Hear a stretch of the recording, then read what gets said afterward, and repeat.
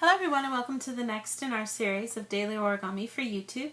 Today we're going to continue with our theme of looking at traditional origami, and we're going to make a carrier pigeon that kind of holds a special letter. It's a nice cute way to sort of send messages. And for this particular origami you want to start with a piece of paper that is a rectangle that has two perfect squares in half. So you want to kind of consider that dimension. That can be a little hard if you're working with smaller paper. I'm using a little bit bigger paper today. I'm going to be using some paper that's 33.5 centimeters by 16.75 centimeters to kind of give you an idea, and I'll let you know the finished dimensions when we're done. But you want to make sure you do have two, when folded in half you have a perfect square. You can kind of fold your paper in half. And then if you can test one of the bottom sections, if you can fold it in half perfectly into a triangle like this, then you've got a square on each side. It's kind of a quick, easy way to kind of make sure you get the right shape that you need. So what I want to do with this paper here is down at the bottom, I do want to kind of actually fold it into a triangle and fold it the other way too, because I'm going to create a water bomb base down here at the bottom. So I'm going to get both of these sides folded over so I can get good creases going. And then I also want to put creases in the middle too. You want to kind of turn things over when you do this.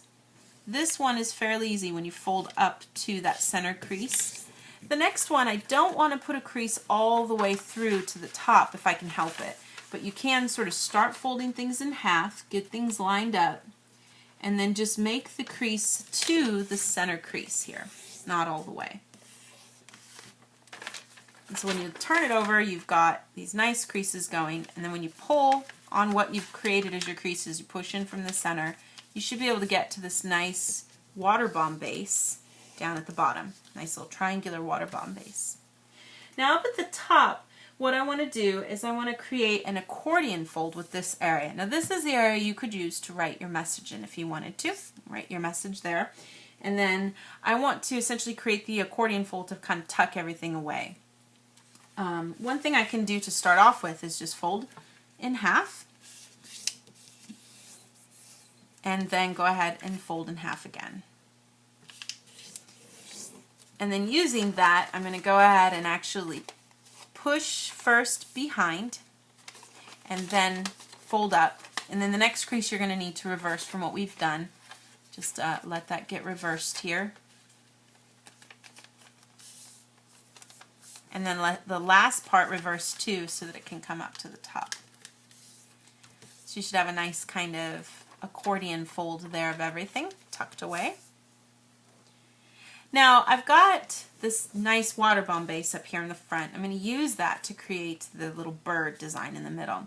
So I'm going to take the left side first and just fold it over here to the center so that I can do a nice squash fold here in the middle.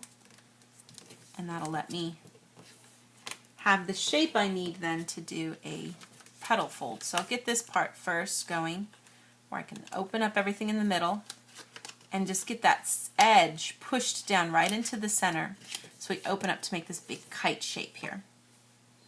Then I want to create a petal fold right here, and to do that I'm going to take the outer edge at the top and roll it into the center. Do the same thing on this side too.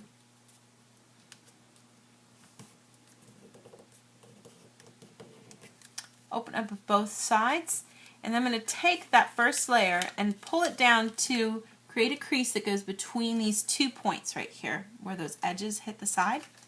Kind of get those marked off a little bit, and then just push all this down to the other tip.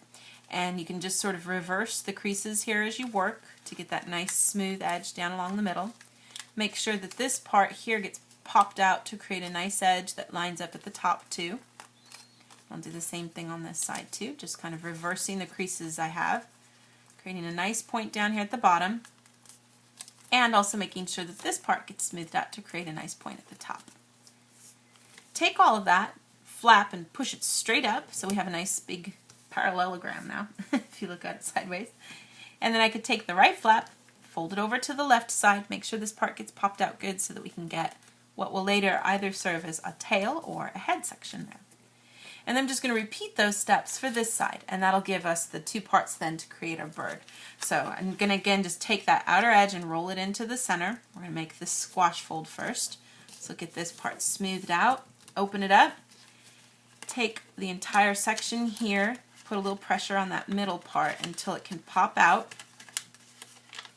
into the center, and then make the petal fold at the top here by folding those outer edges down to the center. Make sure when you make that crease that you don't accidentally snag on that pocket. That's a place where it can tear pretty easily.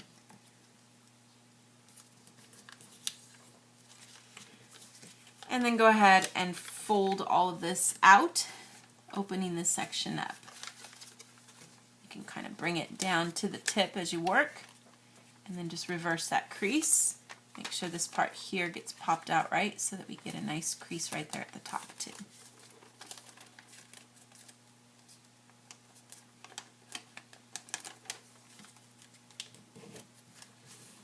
And then take that whole flap, push it straight up so we get the big diamond or parallelogram shape, and then take the left flap and push it to the right this time so that you have both of those points now at the top.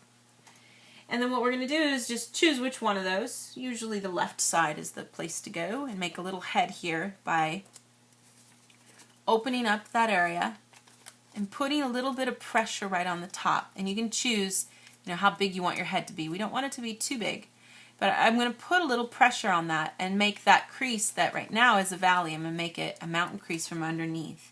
Pinch those 2 sides together until I can get a good angle for the head of my bird. You can kind of choose a good angle there for that, so we get something like this. Then I'm going to take everything, flip it over. I'm going to fold all of this down. And fold this one too.